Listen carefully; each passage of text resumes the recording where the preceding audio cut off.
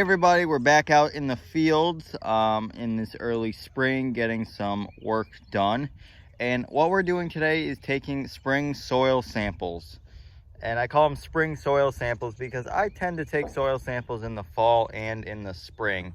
And the reason basically for this year we're doing that is because we got all our fields limed back in the fall, which helps monitor and raise the pH in our soil.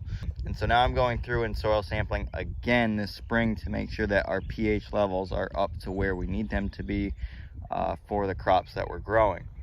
So we're walking through all 25 acres of the land that we have, foot by foot, taking soil samples. So what's a soil sample? A soil sample is a general mix of one field pretty much. Whether that field's 5 acres, 1 acre, 2,500 square feet, you name it. It's really based off your idea of what your fields are. You might base it off the crops that you're growing in that specific field. We just have multiple fields that have been either growing different things or been in different rotations for X amount of years that we specifically split up, or they're just separate fields in general.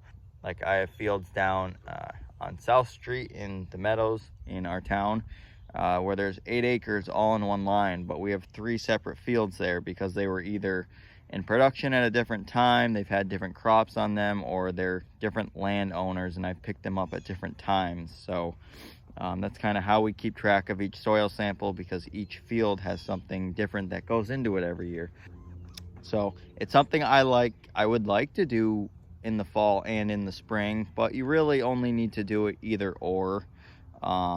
I tend to like to do them more in the spring because it really gives you an idea of what's available for this growing season. You know, things are always changing throughout the winter. But how do you do a soil sample, and what do you need to do a soil sample? So very simple things. If you're a home gardener, a simple shovel or trowel and a bucket suffices, and a plastic bag. I use a simple bucket, something that's easy to carry.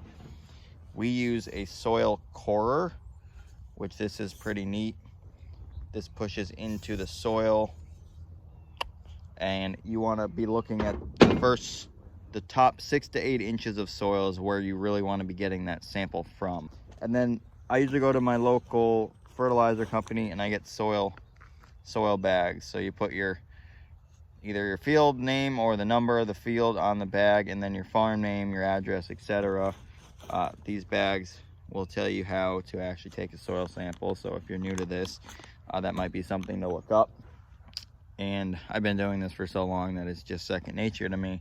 But how we do soil samples is you basically take the field and you want to do a zigzag pattern all the way down. And depending on how big the field is, if you have like a narrow field that's maybe only a couple hundred feet wide, you can zigzag back and forth to the edges. If you have a field that's really wide and long, you could split it up and do a zigzag down half, turn around, do a zigzag down the other.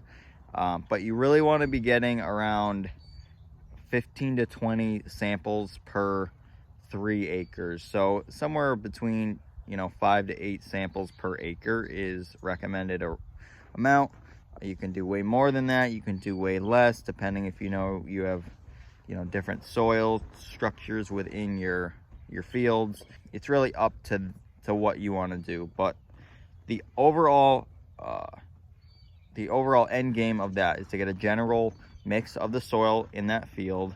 And what you want to do once you've collected all those samples is really mix it up in the bucket, break up any clumps, make sure there's no organic matter or debris in the actual bucket or going into your soil bag, because that can really alter like the organic matter results on that sample and maybe in the nutrient values of that sample. So I try to keep my samples as clean as possible and just stick mainly to the soil that's going into them, and really breaking up and mixing up, because a soil sample here versus a field, another over here way in the corner of another field could be 2 totally different readings. And so mixing them together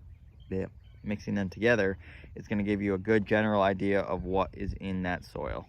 So that is what we are doing today.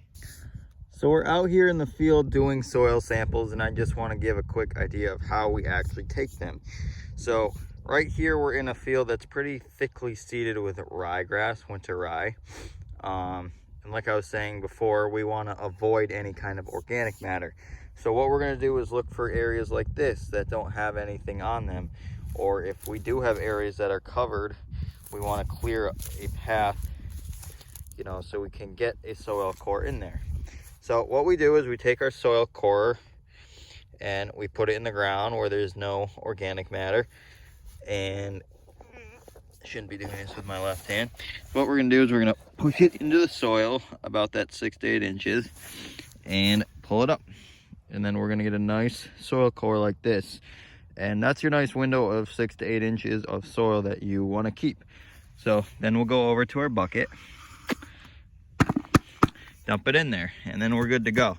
And you can see in here that there's a bunch of cores in there. So when I talk about breaking up the soil after, is what we'll do is we'll take all this and we'll mix it around with our hands like this a little bit, break those up, and we'll be good to go. So this is straight in the field, as you can probably see a little bit. We're walking diagonally through the field to get that zigzag pattern I am talking about. So we started all the way back there near those barns, and we've zigzagged all the way to here.